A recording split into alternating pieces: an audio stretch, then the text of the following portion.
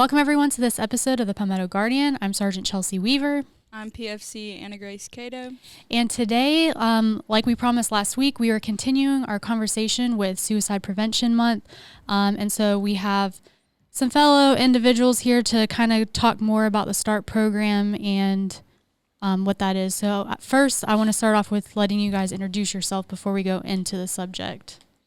Okay, I'm Staff Sgt. Timmerman, Shannon Timmerman. I'm the Suicide Prevention Program Manager for the South Carolina Army National Guard. My name is Sgt. Travis Duncan. I am the START NCOIC for the South Carolina Army National Guard. Awesome. Well, I'm glad that you two were able to come here and talk to us about this because I know that it's a very important topic, but also this is a very new program that nobody really knows about. So it's great that you're able to share with us the insights of it. So let's just jump right in. So can you kind of just explain a little more in detail what the START program is? START is a 90-minute online program by Livingworks that focuses on teaching soldiers or teaching people the proper tools on how to deal with someone who has thoughts of suicide, and giving them proper tools to deal with those and manage those, getting them the proper resources. Okay. So what's the difference with the START program versus just like the annual training that we do for suicide prevention? So the annual training that we do is the 350-1 training. And that's normally done in December during our annual brief time. And, you know, that's all basically run by the unit. Mm-hmm. This program is giving the power exclusively to the user, allowing them to dedicate solely to learning the resources and tools, specifically from their phone, their laptop, tablet, anything that has an internet browser, to do this training. Okay. Yeah, so a lot of the annual trainings, as the oldest person in the room, I'll speak to that. There's it's a unit atmosphere where you're kind of just death by PowerPoint. Mm-hmm. So a lot of what we do would start, and this is Livingworks is the civilian company that offers the training. They offer it inside the military, outside the military. So South Carolina was chosen by NGB to begin a pilot program. It's individualized. I don't even really call it training. I took the class before I started here. It's when I say interactive, you are responding to someone in crisis or in need. You're doing it by text. You're doing it into the computer microphone. Having the ability to do it from your home computer without being in your whole unit environment atmosphere. There are a lot of skills and tasks. It's not trying to teach anybody to be a subject matter expert. It's just kind of giving them some tasks that they can use to help them when they take their uniform off, when they retire, with their spouse, with their children, with their whatever the situation may be, so that you can now get that soldier to some sort of care that they may need beyond what you're doing. I use it. My family's taken it. My son and my daughter have both taken the class. It's interactive. It asks you questions initially of how comfortable are you with the subject, how comfortable are you if somebody approaches you. Then you take the 60 minutes worth of training that's involved, and after that it asks you the same 4 questions back over again. So that's kind of the information the NGB is kind of looking for, is your responses of your comfortability level after that. Mm-hmm. So I think our end goal, without speaking for everybody, is that we're hopeful this can replace that DTMS training annually. At this point, once you become certified in the class and you get your certification, you're certified. As of today's date, which is the 15th of September 2022, you're licensed. It doesn't require annual back over again as well. So we can't make any promises, but we're hoping through NGB and through some of the training and the information we give them back that it will become the annual or semi-annual or every 5 years training that we go. I mean, ultimately right now the goal is to use this as our baseline training, which, you know, Livingworks also has, you know, Assist and several other programs that we have used in the Guard. But right now our goal is to make the START program the absolute baseline for everybody coming in. But it's research-based. It's not just we want to see if this will work. We think this will work. There's a lot of clinical and research studies involved in what Livingworks has been doing. Livingworks is new to the Guard, but it's 100% not new to the world and the country and behavioral health and other places that we kind of encountered along the way. Mm-hmm. So I know with it being a pilot, is there like a timeline of when they're thinking that this is going to turn into like an actual program that will be released nationwide, I'm guessing? So right now, the plan is we have licenses for the next year. They're going to use this time to look at all of the pre and post surveys from the last couple of years when we've been doing this program, and take that information and see if we can keep moving forward with it, making it a hardline program. If the South Carolina Guard has anything to do with it, 100%. It obviously will be an NGB decision, but we were tasked yesterday with beginning to put together an entire AAR. We need more numbers. We still need more participation, because the way we're approaching is the more soldiers in the Guard that we can get to take it, the more data they're going to have, and the more chance we have to possibly be able to say, okay, starting in 2024, let's do this instead of the 2-hour brief that we're getting ready to do for December drill right now too. So I'm not a check the box guy. It's kind of a check the box thing, because NGB needs the data. Mm-hmm. But along with them needing the data, it's a really, really good class. It kind of took me out of my comfort zone of what I thought I was comfortable with pursuing or talking about or having those conversations. And the whole broad spectrum of suicide itself is always about listening more than you talk, and recognizing signs. But this particular class training, I don't really like call it a class, because it's not like a required class that we got to check the box on, but it really is something I feel strongly that whether you're a soldier or not, you're going to take something that you learned in that 1 hour, and if you're tired, it's been a long day, you can do 15 minutes and come back. Not to step on Sergeant Duncan's toes, but basically you come to me or you come to Sergeant Duncan, we want to enroll in this class. We literally enroll you through Livingworks. You get an email from the company, and then you can begin. And you have 30 days from start to finish. You've got 30 days, an hour at a time, or whatever the time frame is. So the key for me since I've begun this process has been my son can log in on his Xbox. I can't. I have no idea how to do that. But my son can log in on his Xbox, or an M-Day soldier who's not here full-time during the week to get on a .mil computer in here can now do it from his phone. I logged in from my phone all the time. We have some tablets available now through our office where we can go to some units if we need to and have just an actual Samsung tablet. Not to do a shameless plug for Samsung, because I had nothing to do with that, but they can do a tablet, and literally it's just internet connection is all you need. You don't have to have a .mil.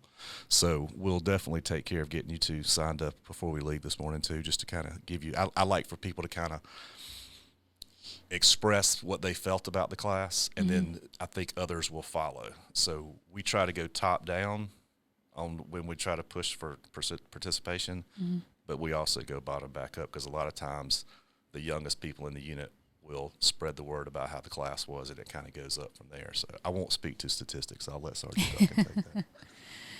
Yeah.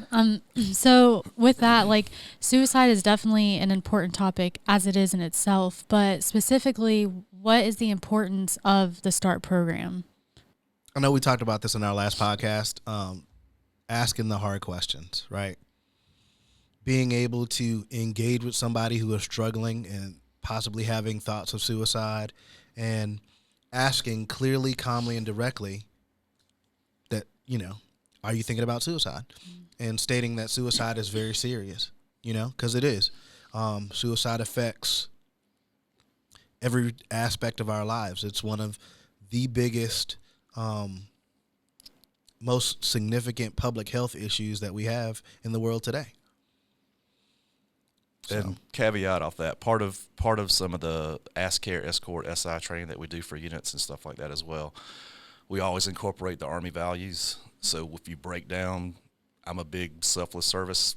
That's kind of one of the ones I push. So when you think about overall, when you read the definition, I should have brought it in here, but when you read the definition of selfless service, and then you think about someone who is not acting the way they normally do, whether it's a battle buddy or just a friend, or I drill in JFHQ, so we normally will have formation, and then kind of everybody has to go their separate ways. So like I found myself this past weekend just kind of engaging a little more in conversation. First Sergeant Moore brought it up that it's Suicide Prevention Month. What we do in START and beyond START, just in our office, is we're trying to make it more prevalent 12 months out of the year. I had a conversation this weekend at drill. You know, every time you get a so-and-so week or a so-and-so day, like, you always want more. But just back to where I started, the all of the Army values are entrenched in us being available. It doesn't mean I'm clearly not a behavioral health expert, but I know how to get in touch with that behavioral health expert. So but it engages just two human beings on the same level having a conversation that maybe this person needs to help. They might want to talk to Sergeant Duncan and not me. They might not want to talk to me. They might want to talk to one of you, like whoever. But you just got to get to the point where you can have the awkward conversation, number one, and number two, the right person to have that conversation with. You could just be searching for somebody to just shut up and listen to you, which is something I have to remind myself out about because I talk a lot once I get started. Nothing wrong with that. So, obviously, the START program, the main focus is suicide prevention. What are some really good tools that you guys think the START program offers? Well, I mean, with the START program, you learn how to tune into the signs of someone might be suicidal or having suicidal ideations. And you get to connect. With the START program, it also teaches you how to use resources, right? How to connect somebody with life-saving resources. And that's the big thing. It's teaching people the proper tools to know that it's okay to be awkward. It's going to be an awkward conversation. It's going to be a tough conversation, but sticking with it and being able to talk to somebody the whole way through, teaching those very important listening skills, because we talked about listening a little bit last time. Active listening. Yes, active listening. Being able to actually listen to what people are telling you, and finding them the right life-saving resource and getting them connected with that. Okay. So you were saying earlier that you're trying to get people to sign up for the training and all of that. So how is that working right now? Like, is it at the unit level to where their readiness NCOs and stuff know about this and they're trying to get people? Is it strictly voluntary, or is it like all the units, everybody's going to have to do it at some point? This is where it's kind of been the most difficult. So I was appointed in April. I guess the pilot program has technically been around for about a year and a half. So I had to learn the program. I had to take it myself as well. So it's tough. I guess it's kind of tough to explain. So I sound like a used car salesman. Nothing against used car salesmen, but I sound that way because I can't guarantee what NGB is going to do. And I don't know if they're going to truly allow us at some point to now, okay, South Carolina, you've done such a good job delivering us numbers. Now this is what we want you to do instead of the DTMS training for the 2-hour process at drill, at annual trainings.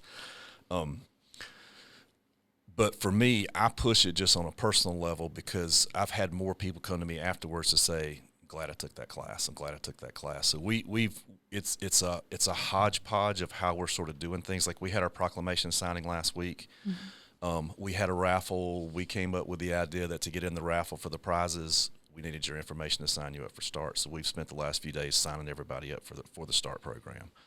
It's not a sneaky thing where I'm going to go pull email addresses and just upload, because it does me no good to input people. We have thousands that have been input over the last couple of years, have never taken the class. So we had Sub-G guidance put out back in, I think, May. So with the help of the training office, we identified 4 units that didn't typically do your normal drill, your normal AT. Mm-hmm. It was McCready Training Center, it was the RTI, it was JFHQ, and it was Med Command. Mm-hmm. And I was as green as I could be. I was as nervous as I could be, but I had some really good individuals that were all recognized last week at our proclamation signing with the med debt.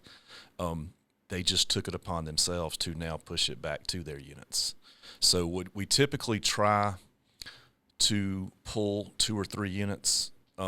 we're getting ready to have another list and another push out with some units before they deploy to kind of give them this additional training. It's up to them how they administer it, but I usually go through the training or the readiness NCO, and we have a blank roster. I say I, but it's we. We have a blank roster.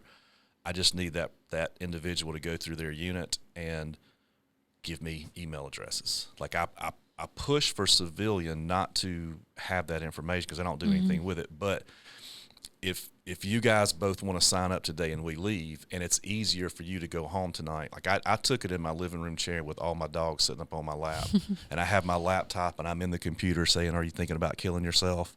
And so, like, my daughter comes out, she's like, "What are you doing exactly?" But it kind of puts you in not an uncomfortable position. I know I'm sort of going around to get back to the original point too, but START is not going to create any expertise in the field. It's not about truly saving that individual's life. That's not truly what it is trying to do, but it does teach you, or it enhances. If you already have the skills, like I'm a talker, so I have to adjust and enhance my skills to shut up every now and then and listen more. And what does that person need? Because as you begin to converse, maybe there's been an unemployment or an underemployment situation, and maybe it's financial, and so now maybe we know. It's not about me or Sergeant Duncan fixing any problem. It's about trying to identify that problem. And if that person is more comfortable talking to you guys, I want to bring them over here and talk to you. Obviously, our chaplain corps, our behavioral health officers, everybody's involved on that same team. But START, we're doing START through the Guard, but your certificate says your name. It doesn't say Staff Sgt. Timmerman. It just says Shannon Timmerman on it, and I take that certificate with me. So in the civilian world, I still have those skills, and now maybe I can take their next class. Maybe I can take the assist class. And it kind of builds on each other. So I'm excited that the Guard's doing it, because having been around for a really super long time and seeing Army training and having these 2-hour briefs, we're probably going to do it again in December, so I won't be negative about it, but we still have to do that. So at this point, if you've taken START, you're still going to have to sit through the annual brief, but the skills that you can attain, again, it's not going to teach you how to do anything specific, but it kind of opens your door, like Sergeant Duncan was saying. When you get into the website, you automatically have a big list of resources for your area. So even if you didn't feel comfortable talking to somebody, now you can go outside of the military to possibly get financial help if you need to. We want them to talk to us about it and communicate, but that resource tab has infinite amount. I don't spend enough time on the website. Yesterday, I was shutting down my computer to leave, and a soldier just got a new position at the PFO. She just came by going to the ATM to say hello, and as we were talking, she said, "I want to sign up for START too." So, like, I just took I'll take onesies and twosies if somebody just wants to take the class. Like, we wanted to give NGB all we can give them, and I'll let Sergeant Duncan speak to the numbers. We had an initial goal of 1,000, just 1,000, like, just that, because that gives NGB their data, and it also accomplishes what we're trying to accomplish, which is more people taking the class. I know sometimes I get myself in trouble because I'm not a box checker. Like, I'm not that guy that just wants to check the box and move on. I don't want you to give me your name and sign up for START and check that box, because that does me no good. It does you no good. It does Livingworks no good. And at the end of the day, it doesn't do NGB any good. I want you to take the class. And if you think it's the dumbest thing you ever do, I want you to put those comments in there. And if you think it really helps in some way, I want you to put those comments in there. That's what NGB needs. So if I can deliver them just 1,000, how many people do we have in the National Guard? 9,147 or 48. I don't want to mess. The number keeps going up and down. Yeah. I don't want to mess my percentages up by working off of 9,000, but if we can't get the entire Guard if we can't get 1,000. If we can't get 1,000, if we can't get 750, so we're baby steps, but at the same time, the word is being spread thanks to what you guys are doing, the proclamation. When we go to community events this weekend, we have a veterans breakfast, and we're also participating in the Vet Center Walk. I'll have a roster with me. I'll take a roster out there if we can get 5 or 6 names or people that want to go. We budget for licenses, so we've bought those licenses in advance. So now, if both you guys want to sign up for the class today, we as a Guard team, a Guard group, that license is actually paid for. So again, and you can take that. I don't know for sure, but I think there's an hour CEU credits involved in it. I'm not 100% sure, and I probably shouldn't have said anything, but I put it on my resume when I took the class, because even on the civilian side or the Guard side, people know, before the National Guard knew about it for just soldiers on the ground, when you put Livingworks Start or Livingworks Assist. I know our community partners, the VA, they've all taken the class, that they all know, not necessarily through us, but they all know what this class is about too. So without trying to sound like that salesman again, I know the program works, and I know it links up to go further up the line for the more training that you want to get, because that's kind of where me and Sergeant Duncan are now. All right.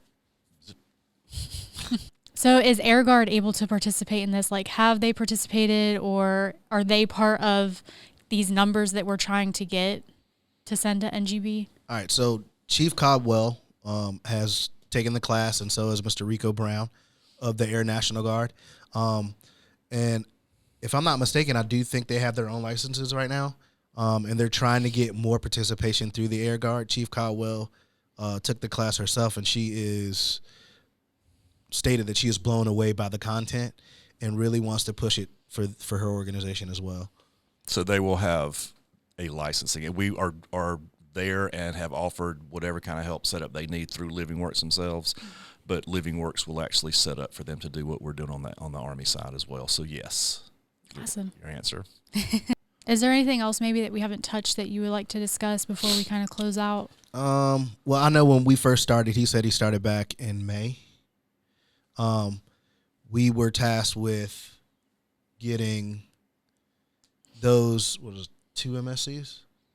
3. Three MSCs. 3 MSCs to participate and do this course. Of that, I think the goal was like 720.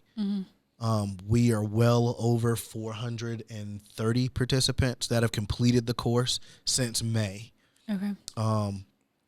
Which is phenomenal.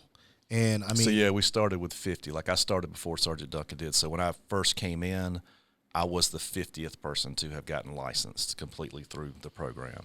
So I don't include myself. I start after me. So starting from then, we've added, I think this number was 430 this morning, and we started at 50. So percentage-wise, I think I discovered this morning is like 895% increase from the start, which is great. It sounds like I'm trying to do an NCOIR bullet, and I'm not. But whether it's an entire unit giving us 100 soldiers, or whether it's just you guys signing up today, or the soldier that came to see me yesterday, onesies and twosies, I personally just want everybody that has the ability to give an hour to something that may benefit them. I think number one, they owe it to themselves. They definitely owe it to the Army because of the Army values that we discussed earlier. So you said you guys have 430 people that are completely certified that have taken the course all the way? yes. Out of those people, how many are just typical M-Day soldiers, would you estimate? Oof, that's like percentage-wise? Yeah, just rough. Well, roughly, the mass majority of those are M-Day soldiers. Yeah. I wish I could give you a full-on, full percentage. We can find that out and get back to you, though, because that's actually a good question. But the majority of them are Okay. M-Day. So what is the biggest feedback that you guys have received from those M-Day soldiers? Good, bad, just overall? Of course, you're always gonna have some negative feedback, but that actually drives the program to get better. The big thing that everybody has been saying is that it brings them out of their comfort zone, right? It makes them feel uncomfortable with asking the question, and by the time they're done, because you take a pre-survey of what your expectations are, what your experience is with suicide, and then you do the training, and then you have a post. And the differences between the pre and the post are so different because of the knowledge base that you get from it. You know what I mean? So most times, the difference in those two, it really doesn't last through the AAR. You know what I mean? It kind of corrects itself. The big thing is most people are saying, why does it have to be so straightforward. And the thing is, like, suicide's serious. So it has to be a serious conversation. You know what I mean? And we really do have to get, I hate saying comfort zone so many times, but we got to get out of that comfort zone. We have to ask those awkward questions. Yeah. I'm glad you brought that up. And Catoe, that was a really good question, because we've done tons of podcasts. Excuse me, I'm losing my voice.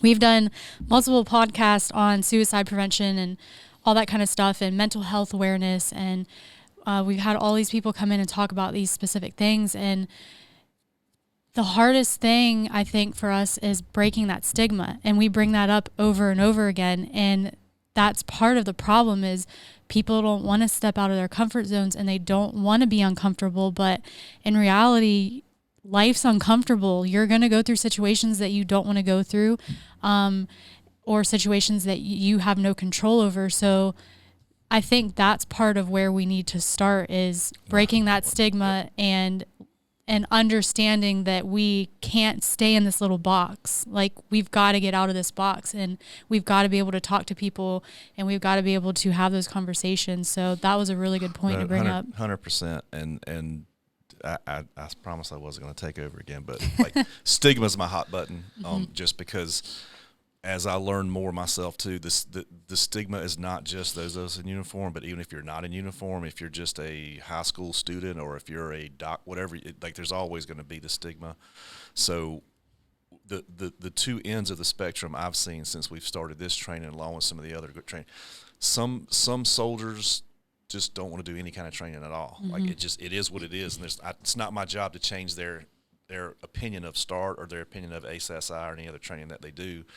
So there are sometimes some comments about, this is the dumbest thing I've ever done. This is a complete and utter waste of my time. So we kind of take that and flip it around when we do in-person trainings, to where it's, quite frankly, it's not about you. Like, we get that verbal feedback at times, and even if you have to edit this part out, that's kind of the response that we give back, is it's not about you. It could be about the person on your left or the person on your right. And the most positive comment I have seen or discussed or had even verbally given back to me is just, it is something different. And it does seem like, and the most proud comment I've heard is, it does seem like when I put this uniform on, when I take it off at 5 o'clock, or if I take it off after drill weekend, or if I take it off after 20 years, I can still use these things. I talk to my wife about this. I talk to my husband about this. That's the kind of thing that makes me think at least we're starting to make a difference. It gives me, as, again, the oldest person in here, it gives me hope for the future, because I think this is something that the Army can take overall. It kind of hits on resiliency, all the things that we should be doing as people come into the military, instead of waiting until they've got 10 or 15 years in. And just hitting on your strengths. My strengths are talking, so I have to kind of back off that and listen. Your strength might be engaging other people in conversation to carry that conversation and see where it goes, see where it's leading. This is what I need help with after that particular conversation. At the end of the day, if all you take from the course is a list of resources, you're still better than you were before you took the course. That's my final take. That's my mic drop. Yeah, I'm glad you said that, brought that up as well, because I get it. I mean, young soldiers come in, everybody, they get tunnel vision, or they see it as, oh, I just do this on the weekend and all that.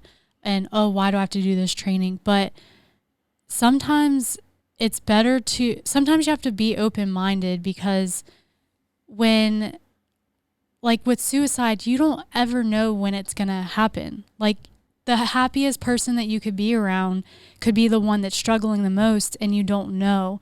And we've had Guard members or service members who have lost children because of it, or have lost family members. We've had battle buddy. Like, and I'm glad you said that it's not about you, because, I mean, yes, you might be struggling and you might need help, but you don't know what, like, your closest battle buddy at drill could be somebody who could be in a situation where they feel like that's their way out. And then that's where suicide affects you, because you could have been a person to help prevent that if you were to take this seriously and understand, like, this is something that is not just a check the box. This is something that, like, we need to focus on and discuss year round. And we need to take it seriously when we're doing these trainings and these programs, because you literally never know. Well, and part of the awkward conversation as well is, it doesn't mean every single solitary conversation about suicide has to be awkward, but it also means that if somebody pushes back about, why am I doing this? Why am I here? You're wasting my time. I'm going to push back.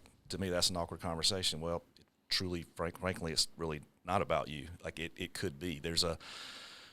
Don't quote me on the number because I knew I wouldn't have the number right, but part of our ACSI training, there's a slide, and part of it is that every suicide in the military affects a minimum of 100, on average, 137 lives.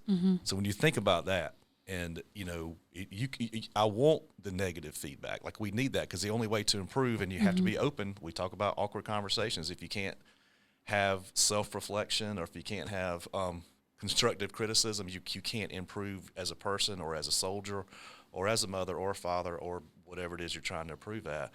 But so we kind of do need that. But when you just wrap your mind around 137 lives at an absolute bare minimum, well, that's 137 chances somebody had to, I haven't experienced it myself before, and having been through it, I was the ideal candidate. What could I have done more? Why didn't I make that of this? Like, I went through that whole entire process myself. It was a soldier of mine at Fort Belvoir, Virginia, and it was devastating. And then I dealt with the family, but I kept asking myself, what could I have done? What could I have done? And I talked to behavioral health. Part of the stigma we talked about earlier, I don't want to get too far out of our comfort zone, but when there are so many prime examples of the Sergeant Major of the Army, the Chairman of the Joint Chiefs of Staff, who have been through behavioral health, and they still were able to maintain. So we always get pushback in stories about, well, Sergeant Snuffy lost his clearance. There are statistic numbers that I've seen on my research this week where it's less than 1% of behavioral health enrollees through the military actually have anything done with their security clearance. I can vouch for that. That is totally true. Super rare for them to do anything about it. I'm good at throwing the quotes, but I'm not very good at quoting exactly where it came from, so bear with me on that. But it again, instead of, and this is a tough conversation, I had it with one of our community partners from the Big Red Barn. So their focus is a little different than post-traumatic stress disorder. It's post-traumatic stress growth. So when they hear 22 veterans a day, they flip that around to bring up 22 success stories every single day. So everybody's going to look at it differently and have a different approach. But the stigma, I have a son in high school, I have a daughter in college. So the stigma is real. The struggle is real, as we say. The stigma is everywhere. I'm obviously not a 20-year-old college student anymore, but they still have the stigma of, whether it's somebody on her dance team, well, everybody's talking about that person went to go get help. Like it never goes away, and it's inexcusable in uniform for us. It's just for any of us to give into that stigma, because it's also one of the hardest ones to fight.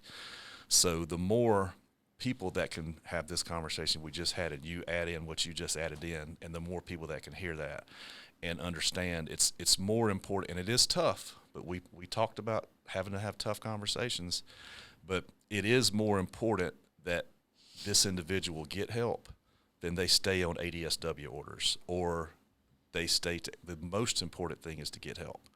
If you have an awkward conversation with a friend of yours, and I have to give credit to Miss Riglietti, because I learn a lot when I do classes with her as well, but when you approach a friend or a battle buddy of somebody and they get mad because you ask them the question, you have to, what's more important? Like, they get mad at you for whatever length of time, or they don't talk to you for a couple months, or that person's still with us and and getting the help that they need. Like, that's the most important thing. From, again, my second mic drop of the day. And really, I'm glad you brought up the thing about selfless service earlier too, because this really all comes back to that. Because I think I can speak for everyone when I say we all joined. There are benefits, education, all that, but at heart, we all join because we want to make a difference in the world, and sometimes we have to start with doing that right 100%. Here at home. 100%. Now, is there anything else maybe that we haven't touched on that you would like to talk about before we close out? I'm going to let you.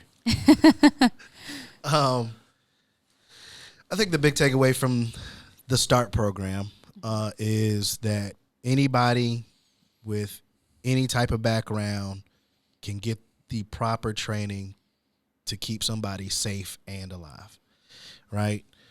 Learning to get to use those tools in this program can help keep somebody safe. I think that's the big thing. Furthering the conversation, because I'm not just the START person, I'm the program manager. So whether we're doing proclamation events or whether we're doing walks in the community or whatever it is we're doing, to